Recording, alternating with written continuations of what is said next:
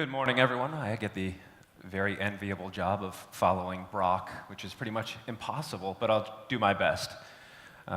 First, I'd like to say that I've never been to Kyiv before this, and it is fantastic. I called my wife after about the first 12 hours of being here and said, we have to come back here for our next vacation, because this city is amazing. And the more time I spend talking to entrepreneurs, like I got to this weekend, the more excited I am about the potential that Kyiv has. So thank you, everyone, for the warm welcome that the city has shown all of us. It's been fantastic. So I'm here today as both an investor and as somebody who's looking for money, because I run one of the largest incubators in the United States, a company called Science that I co-founded with my partners about 6 years ago. To this point, we have had one enormously successful exit with a company called Dollar Shave Club, which was acquired for $1 billion cash by Unilever last year. So one of the things we always get asked is, how do I do that, right? How do I take my idea and end up selling my company for a lot of money? So I'm going to walk you through some of the ways that we think about this and that we help companies grow. So a little bit more on Science. We've created almost $2 billion in equity value at this point from our portfolio. We've invested in over 85 companies in 5.5 years. And we've raised almost $400 million in follow-on investments for our companies, which is more than anything a vote of confidence in what we're doing. And it allows our companies to continue to grow. 5 of those businesses have been acquired. I mentioned Dollar Shave Club earlier. We've also sold businesses to Google and to the New York Times, among others. And we, most importantly for me, we returned all of our investors' money in under 4 years. So there are very few funds that can say they've given their investors all of their cash back that quickly, and the investors still have the ability to ride up the portfolio. I've been fortunate in that I've had great team members that I got to do this with. So my partner Mike, who I first met in 1998, among other things, sold companies to AOL, was a former CEO of MySpace during the very difficult wind down and sale days, and we've been working together since about 2000. My other partner Peter and I got the chance to work together in the first place on Science. There are many of you in this room that probably know Peter. His job is essentially to be the most well-networked person between LA and Silicon Valley so that he can help us raise money, and he is directly responsible for raising almost all of that $400 million in follow-on funding. And my other partner, Tom Dare, has taken 3 companies public, and his expertise has been invaluable. So when we look at a company, and we tried to figure out a fast and efficient way to help them scale, and everything we do is data-driven, right? We ultimately want to find out where the points of failure are and where the points of improvement can be, and those are often the same thing. So we will look at a company from the idea stage through the design stage, through media testing, and get data at every point. You redesign and retest, and then ultimately make a data-driven decision about whether you want to proceed or not. And for the entrepreneurs in the room, I would encourage you to put this into practice at every stage of your business. Whether it's design, whether it's media buying, it doesn't matter. If you're making data-driven decisions, you'll make better decisions. And each of these, for us, are also the chance to be this may be a place where we kill a concept or kill a business, which we will do ruthlessly early on, because it's easier to make small mistakes than it is to get millions of dollars in when you're playing with other people's money and realize you've suddenly made big mistakes. So when I talk about data-driven decisions, I mean really in-depth, every portion of your business. If you're going to run a business, you have to understand what's driving it. And if you don't, you're not really running the business, it's running you. So we've also developed a process for a repeatable innovation process to create companies that we generate internally. So we'll partner with entrepreneurs like we did with Michael Dubin from Dollar Shave Club, who came to us with a concept and a palette of razors and said, I want to completely change the way men interact with the razor buying experience. And he had this dream and he had a vision for essentially owning the bathroom, which, not necessarily the sexiest vision of all time when somebody comes to you and says, I want to own the bathroom, but it was very much aligned with and very well expressed his goal. So we partnered with him. It's one way we can grow businesses. The other way is that we can grow them internally. So we'll identify an industry and we'll get deep into analytics and analysis of what exits look like, what the value of the companies is, what multiples are they trading at, what are the legal and regulatory risks, before we even decide whether or not this is an area we want to pursue. We'll ultimately figure out what the cost to launch is and then try to make a decision. Okay, now we found something we like, we found a model we like, we found entrepreneurs we can partner with, but do we have a team that is backable? Can we get financing for this company? And are there ultimately going to be customers for the company? Once we've done that, we decide how we're going to scale, what it's going to take from a technology standpoint, and then very quickly move into that testing and design iteration process that I mentioned earlier. So what this looked like for Dollar Shave Club was, as I mentioned, getting approached by a very, very talented entrepreneur who had a palette of razors and a dream and wanted to turn that into a real company. So we initially looked at e-commerce as a sector. We looked at a bunch of different revenue models and came up with this recurring revenue subscription model as, at the time, the preferred sales method that we preferred for the sector. We hired strategic team members as needed, and then we ultimately end up evaluating a whole bunch of companies. We met Dubin through our network. We negotiated an equity basis in his company, and then we paired his team with our team so we could grow. And I mean, he was in our office growing his business for more than a year, and ultimately started scaling when he got to about 25 people. He ended up moving out, and then the magic happened from there. But Science maintained a very active role on the board and in the strategy and operations for a very long time until the company was actually acquired.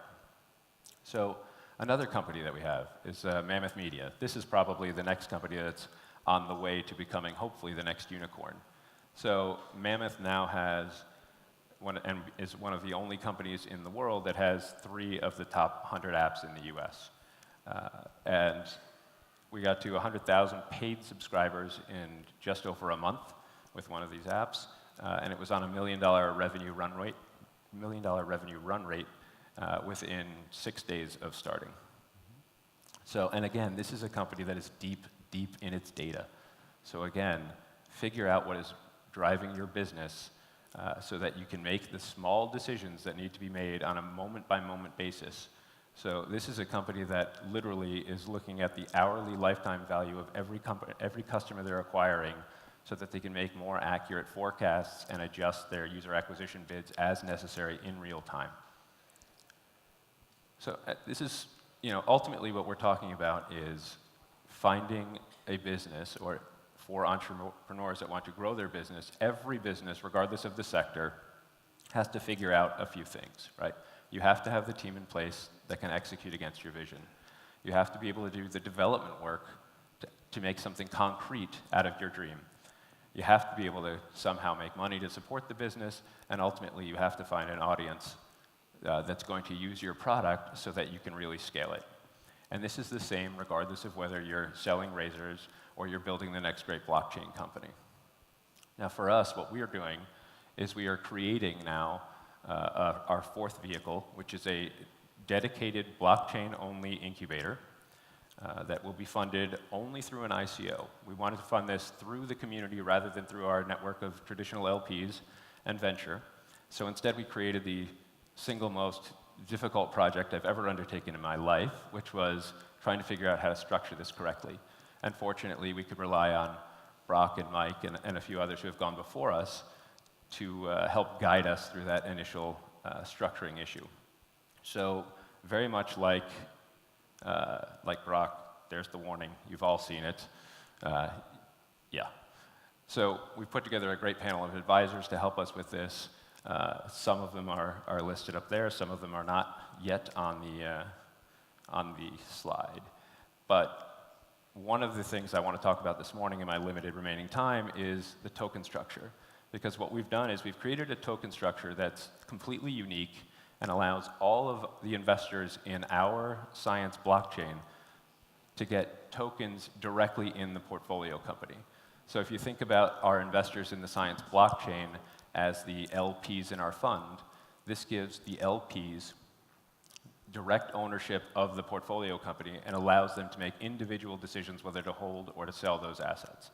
So this means that every time a portfolio company has an ICO event, 70% of whatever tokens the incubator holds automatically go out to the holders of the science token via the smart contract.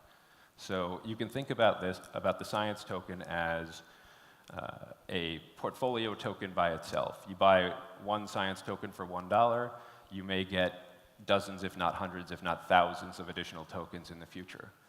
Because what we do with the other 30% is we reinvest it in order to refresh the fund. So we've created an evergreen vehicle that can be a perpetual potential source of future direct free tokens for the holders of the science token. Now, because we hold both equity and tokens in each of our portfolio companies, when we have an event where a company gets acquired, say there's another Dollar Shave Club or Hello Society or something that generates tens of millions of dollars in proceeds for science, we take those proceeds and we use 70% of them to repurchase our own science token on the open market.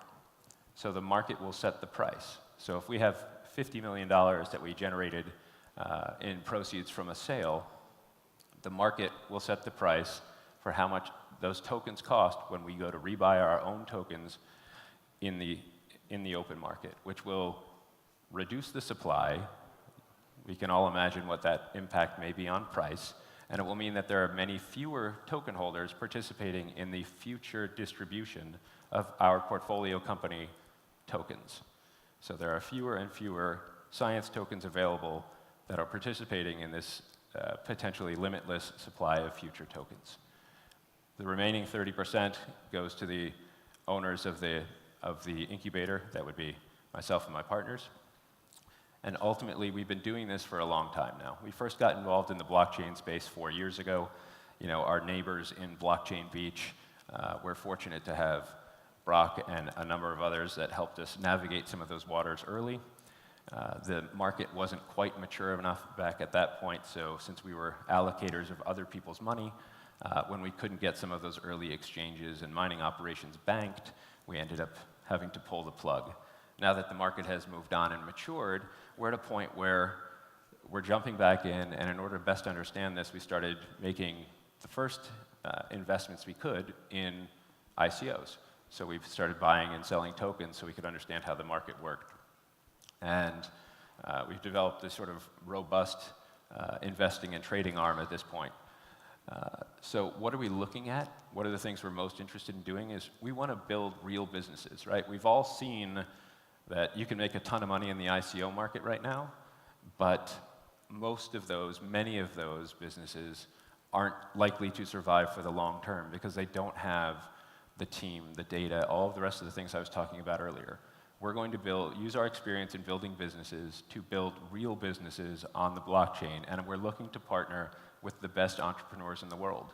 This means probably many of you in this room are the people that we want to talk to. We want to find the best development talent, we want to find the best concepts, and we want to help them execute.